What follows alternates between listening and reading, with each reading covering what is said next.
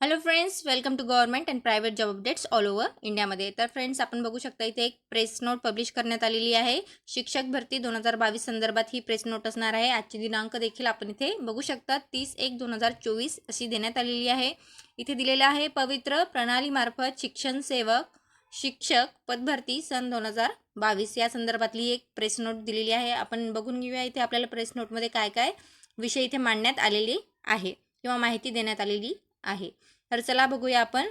पहिला दिलेला आहे पॉईंट आपल्याला, महाराष्ट्र राज्यातील सर्व स्थानिक स्वराज्य संस्था व खाजगी व्यवस्थापनाच्या शाळांमध्ये पवित्र पोर्टल या संगणकीय प्रणालीद्वारे शिक्षण सेवक शिक्षक पद भरतीसाठी शिक्षक अभियोग्यता व बुद्धिमत्ता चाचणी 2022 चे ऑनलाईन पद्धतीने आयोजन करण्यात आले होते. आपल्याला माहितीच आहे की आज त्याचं 1 वर्ष पूर्ण होत आहे. या ऑनलाईन आपण ज्यावेळेस पब्लिश करण्यात आलेलं होतं त्याचं फर्स्ट नोटिफिकेशन, त्यासाठीचं. दुसरा इथे पॉईंट दिलेला आहे, सदर ऑनलाईन चाचणी दिनांक 22 फेब्रुवारी ते 3 मार्च 2023 या कालावधीमध्ये घेण्यात आली.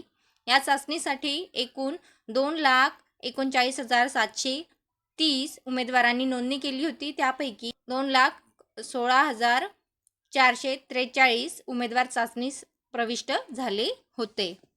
त्यानंतर आपल्याला दिलेलं आहे ते माहितीस्तव ते आहे, शिक्षक अभियोग्यता व बुद्धिमत्ता चाचणी 2022 मधील प्राप्त गुणांच्या आधारे राज्यातील सर्व स्थानिक स्वराज्य संस्था व खाजगी व्यवस्थापनाच्या शाळांतील इयत्ता 1ली ते 12वी पर्यंत करिता शिक्षण सेवक शिक्षक या रिक्त पदांची भरती करण्यात येत आहे. सदर भरती ही त्या व्यवस्थापनामध्ये रिक्त असलेली पदे व त्यासाठीचे शिल्लक आरक्षण इत्यादी बाबी विचारात घेऊन 80% पदांसाठी करण्याचे शासन आदेशानुसार इथे नियोजित करण्यात आलेले आहे. या कामी जून 2023 ते नोव्हेंबर 2023 या कालावधीमध्ये संपूर्ण राज्यभर आरक्षण विषयक बिंदू नामावलीची तपासणी करण्यात आली. त्यानंतर बिंदू नामावली संदर्भात प्रश्न विधिमंडळामध्ये उपस्थित झाला होता. यास्तव जिल्हा परिषदेच्या 10% रिक्त जागा राखून ठेवण्याचा निर्णय घेण्यात आला. जिल्हा परिषदांमध्ये सध्या 17% रिक्त जागांवरती भरती करण्यात येत आहे. याबद्दलची माहिती आपण आपल्या चॅनलच्या माध्यमाने आपल्याला आधीच दिलेली होती की 10% पदकपात झालेली आहे आणि 17% आता इथे भरती होणार आहे. पुढे दिलेले आपल्याला, अनेक पालक शालेय शिक्षणाचा खर्च परवडत नसून सुद्धा आपल्या पाल्यांना इंग्रजी माध्यमाच्या खाजगी शाळांमध्ये प्रवेश घेतात. त्या अनेक शाळांमध्ये प्रशिक्षित शिक्षक असल्याची शाश्वती नसताना देखील पालक केवळ माध्यमाच्या हव्यासापोटी त्या शाळांमध्ये मोठ्या प्रमाणावर आकर्षित होत असल्याची बाब स्पष्ट आहे.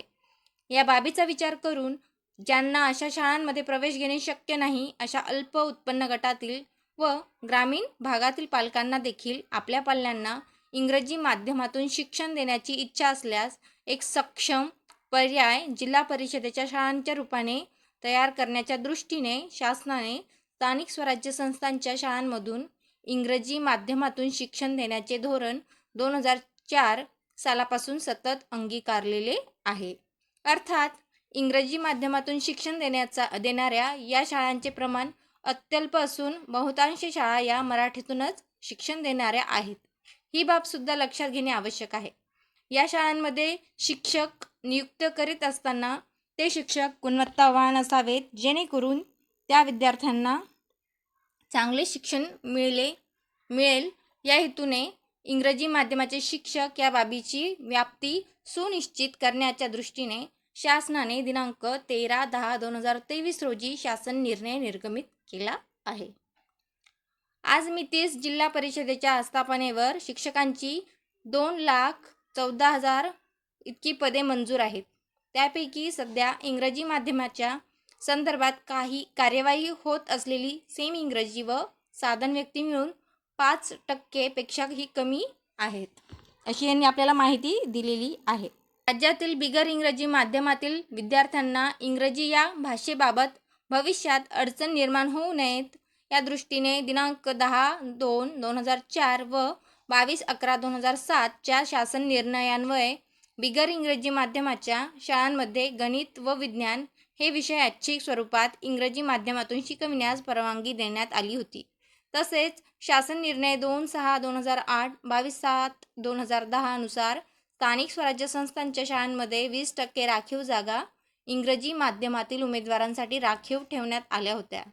त्यानंतर शासन निर्णय दिनांक 19/6/2013 नुसार सेमी इंग्रजी अध्यापन पद्धती अवलंबणाऱ्या शाळांतील शिक्षकांपैकी किमान एक शिक्षक इंग्रजी माध्यमातून शिक्षणशास्त्र पदविका धारण करणे आवश्यक असल्याची तरतूद करण्यात आलेली आहे. शासन निर्णय दिनांक 27/6/2018 नुसार इंग्रजी माध्यमातून उत्तीर्ण झालेल्या उमेदवारांसाठी 20% जागांची तरतूद रद्द करून इंग्रजी माध्यमाच्या शिक्षकांची ज्या जिल्हा परिषदेस आवश्यकता असेल ती जिल्हा परिषद इंग्रजी माध्यमातील शिक्षक आवश्यकतेप्रमाणे उपलब्ध करून घेऊ शकतील अशीही तरतूद करण्यात आलेली आहे. त्यामुळे हे धोरण नवे नसून पूर्वापार सुरू असलेले आहे. वरील तरतुदी विचारात घेऊन शिक्षक अभियोग्यता व बुद्धिमत्ता चाचणी 2022 नुसार शिक्षक पदभरती करताना केंद्र शाळेवर इंग्रजी अध्यापन कौशल्याकरिता साधन व्यक्तीसाठी तसेच सेमी इंग्रजी शाळांकरिता आवश्यक असणाऱ्या शिक्षकांसाठी मागणी इंग्रजी माध्यमाची असल्याने पोर्टलवर दोन्ही पदांकरिता एकत्रित मागणी घेण्यात आलेली आहे. इथे साधन व्यक्ती या पदांवरील निवड करायच्या शिक्षकांच्या बाबींमध्ये वेगवेगळ्या स्तरावर मतभिन्नता विचारात घेता शासनाने साधन व्यक्ती या पदासाठी मागणी केलेली पदे राखून ठेवण्याचा निर्णय घेतला आहे. तसेच प्रचलित तरतुदी विचारात घेऊन सेमी इंग्रजी शाळांसाठी आवश्यक असलेल्या मागणीनुसार सेमी इंग्रजीसाठी पदभरती करण्याचे निर्देश दिले आहेत.